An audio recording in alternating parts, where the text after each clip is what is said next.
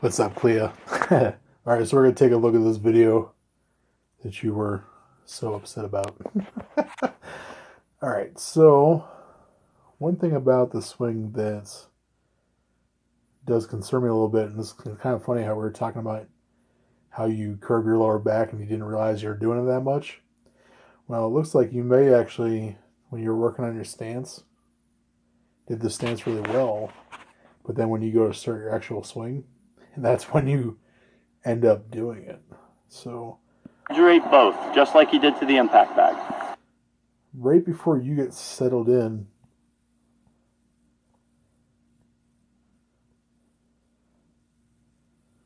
and right before your feet stop moving, right here is perfect. You know, the back of your knees right over the top of your ankle. You know, then your bum's back behind. And then you have a nice flat back. And yeah, you got your arms out a little further instead of down. And you actually want to do this a little bit with the driver, because the reason for that is, and it's not about this reach thing that he was talking about. I mean, this is a little exaggerated out here. You may want more like this instead of being completely down. You know, so somewhere in between where he had you. And the main key here is that when you draw your swing plane here, or your plane line, it's based off, it goes through your elbow starting at the hosel of the golf club. So the further away this club head is, like say if it was here, and the hosel is here, through your elbow, it's going to shallow out this plane. And with the driver, that's actually key, because this shallow plane promotes hitting the ball higher. It promotes getting the ball up in the air. It promotes being able to use the driver as it was designed. This is the only club you would want to consider doing this with.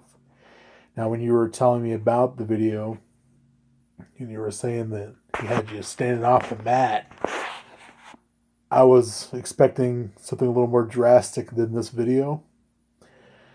So if you have other examples about that, but this is actually not that far away from what you want your driver to be. But my main point here right now is that your stance looks perfect, and then you just want your arms like that instead of out there with this driver. You know, that gives you the nice shallow swing plane that allows you to really get that ball soaring up in the air with that driver to take advantage of the low spin. So you want a higher launch angle, lower spin with that driver. And we'll go through all that later on.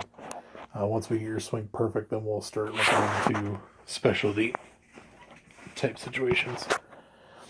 But right before To the impact bag.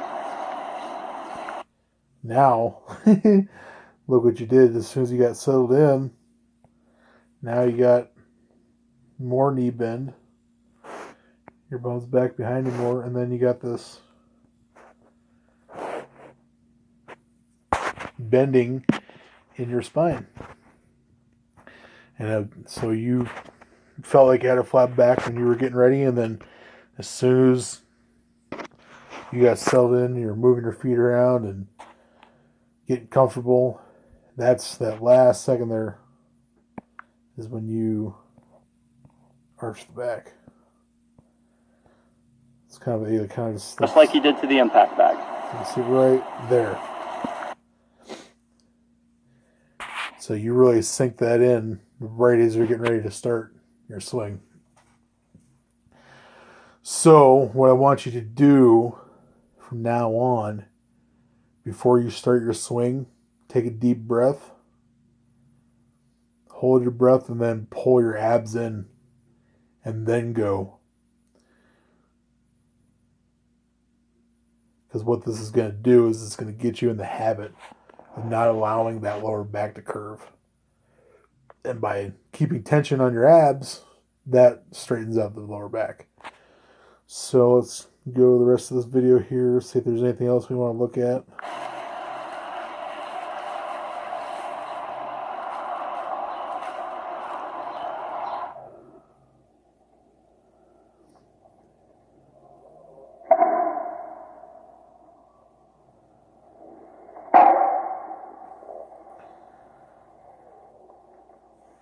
Alright, so that was your swing in slow motion. We'll go back to the start here. Watching golf swing in reverse is usually kind of fun. Alright. So we're gonna, made a drawing I didn't want to draw. Okay. This camera angle, unlike the other video, is pretty sturdy. So we can use this for a little plane line here. So, swing plane. It is not a fundamental of the golf swing. It's a checkpoint. Just like when we were in school, doing algebra, the steps that we do to get the answer, those are the fundamentals. The swing plane is the checkpoint when we take our answer and plug it back into the formula to see if it works. We want to use the swing plane and the follow-through as two things that we can use to analyze ourselves to try to figure out if we're doing it right and what we are doing wrong, and then what we need to do to fix it. And so don't think of the swing plane as something that is a fundamental, because you can create a golf swing that is perfectly on plane that is absolutely terrible. It is possible. A lot of instructors focus way too much on it. It's just a checkpoint. Follow through is just a checkpoint. So that talking about getting that position that the girl is on Instagram, yeah, it looks nice on camera. It's all fine and dandy. But in all reality, the follow through, once the ball leaves your club face, the follow through is just a reaction to everything you did prior. You don't want to actively try to do anything in the follow through. You want to focus on everything prior to contact. Because once that ball leaves your club face, there's nothing left that you can do that can change that shot. So, we're going to look at your swing here. And what we want to see is this club head tracking on this line in the backswing and in the downswing.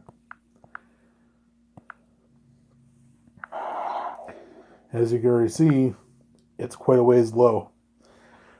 It's underneath that swing plane by quite a bit. The reason because you are taking this left arm and you are shoving it across your body. And that's how the majority of your body rotates. It's not because you're turning your shoulders. You just pull your arms across your body so far that you no longer have any option but to start turning. So you're literally using your arms to turn your body as opposed to turning your body to move your arms. And this is very difficult to be consistent, and we'll talk about that in a few minutes here. But you get a little underneath there. Well, actually quite a bit underneath. And then right here at the top of your swing, you would want your left arm to be approximately parallel to this line, or at least pretty close to it. But we got yours in a pretty interesting position there. And what is happening? Damn it.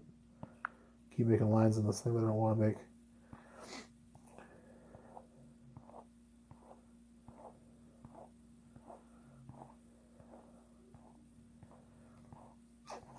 Because you have this curve in your spine here, you do want the lower half of your body, lower body is pretty good, but the upper half is just kind of bowing upward. So usually when you see people standing up in their swing, what's happening is their hips are coming off this line that I drew, this line drawn coming down from your bum to the ground. Their hips will go this way, away from that line. But what's happening with you is that you're standing up by bending your spine up. You're getting erect by bending that. That makes me cringe because that right there, you're looking at a lot of shear force on your vertebrae. And your vertebrae don't like that.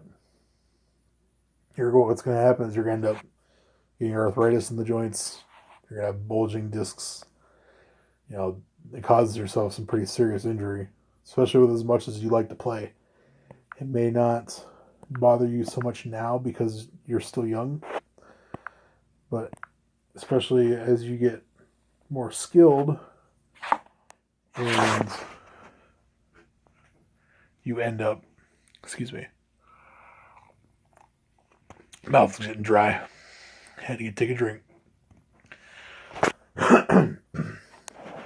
But once you start playing more, you get more skilled and start generating more club head speed. It's going to be generating more force in your swing as well. And then the faster those vertebrae start rotating when they're crunched together like that, the more potential you're going to have for injury. So that's why we want to fix this now and make sure that that does not happen going forward. Now let's talk about the top of the swing here. Now you're going to see here at this point,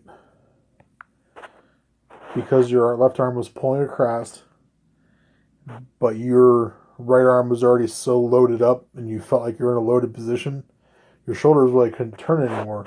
So what happened was you straightened out this right leg, which allowed your hips to turn. So your hips turned more than they should have, which allowed your upper body to rotate. So your shoulders actually aren't really rotating that much at all.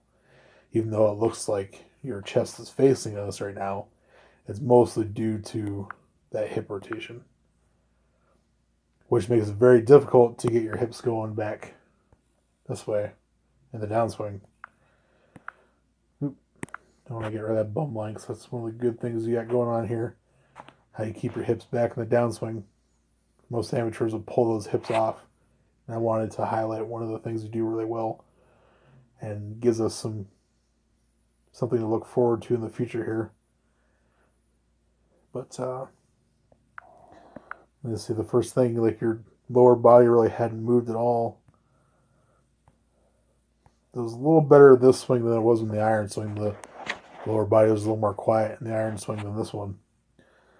But, that club's moving a lot in comparison to your lower body. And you did start coming down on close to being on plane. And that's pretty darn good right there. But you just still end up dropping. Well, it would be nice if the camera didn't move. When you're recording these videos, don't have somebody hold their phone, no matter how sturdy they are. They're going to end up moving. So if you can get a tripod, best way to go. I got mine for like $12 on Amazon for my cell phone. So it's perfect to use for this. Because you can see as I've gone here, the plane line, which we'll just end up getting rid of because it's at this point. Let's clear that out. The plane line was moving on us. So it looked like you were getting back on, but the arms, so how much that club head's coming back towards us, it's that motion of this shoulder starting to rip towards the target. It's having that centrifugal force of your body spinning. It's forcing that club head to come out towards us, out this way. And you'll see that happening.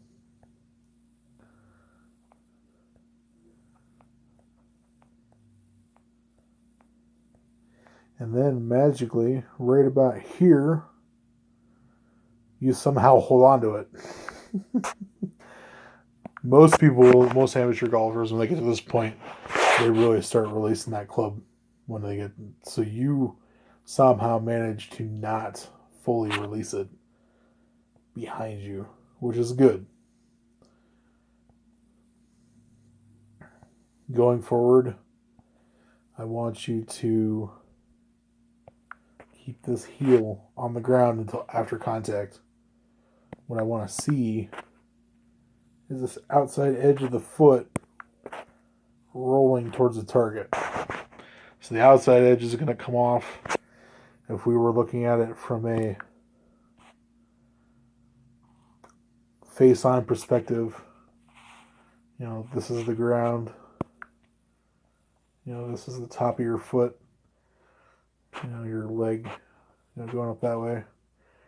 This outside edge right here is going to lift up off the ground, and the inside edge is going to be pushing down into the ground. And that is what you'll want to do as opposed to allowing the right heel to come up.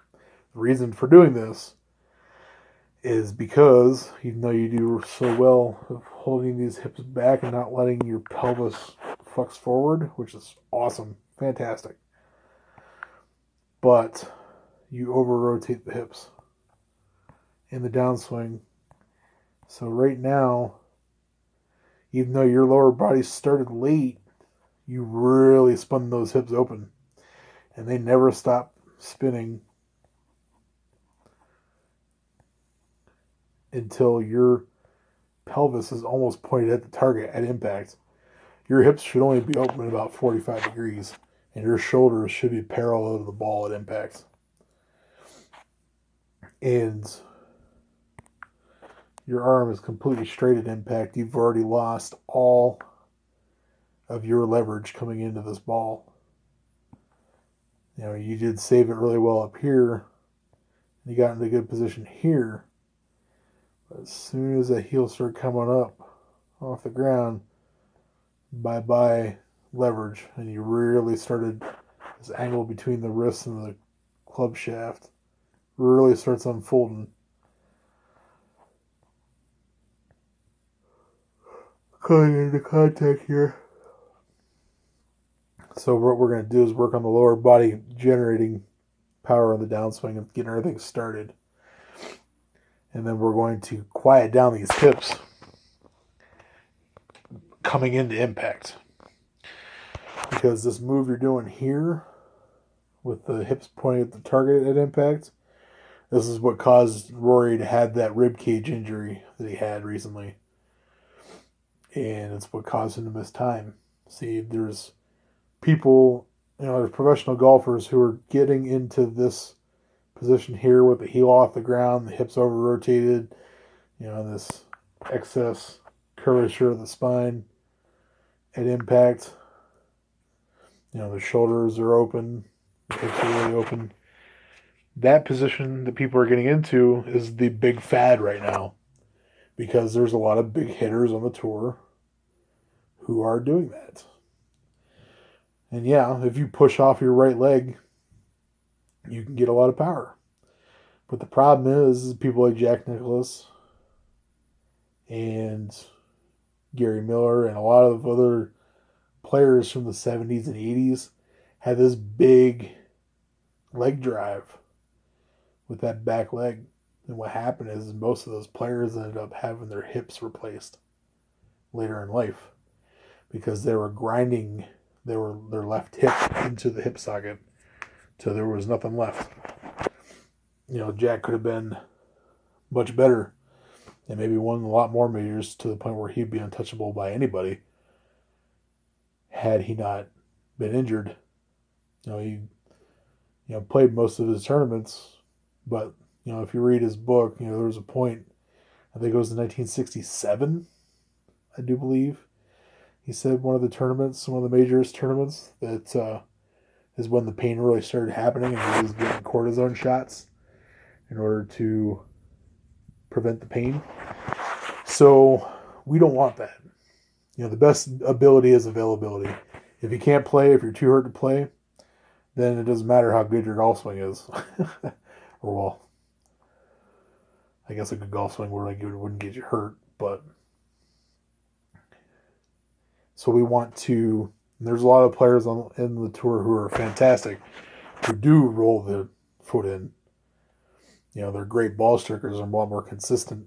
They may not have as much power, but there are other things in their swing that they can do to get that speed going. You know, but at the level that the tour players are at,